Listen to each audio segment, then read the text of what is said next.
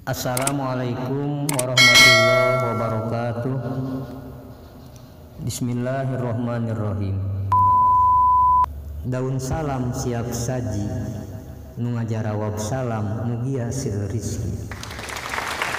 Delima dina piring disimpena, centong angeun dina wadah sayur. Di mana sim kuring tos ngawitan bicarana, tolong karupingkeun ku sadayana. Suasana cerah pisan, obat mah dirajutan. Di mana ceramah dikawitan, omat jamaah tong narundukan.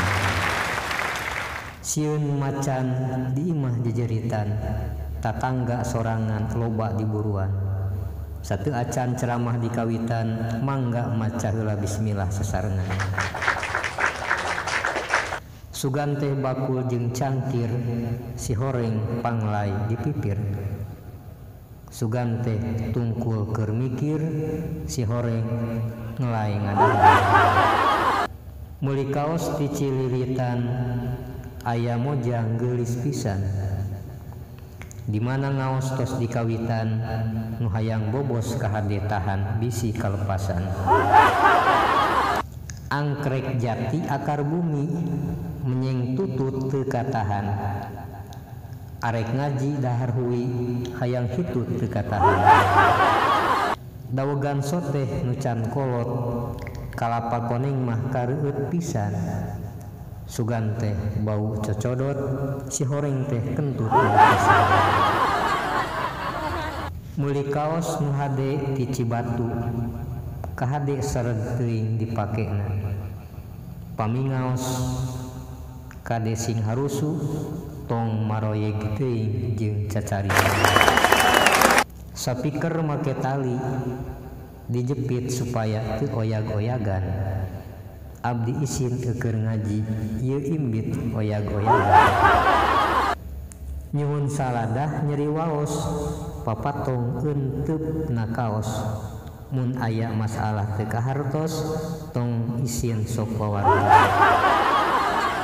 Di imah meulah bangkuang, caos ketan dina dulang.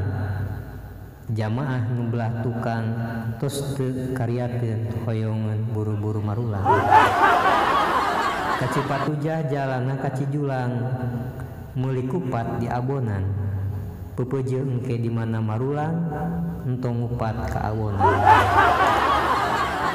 Ka Citiga ngeprint suratna, nu atos ge sae nyetakna.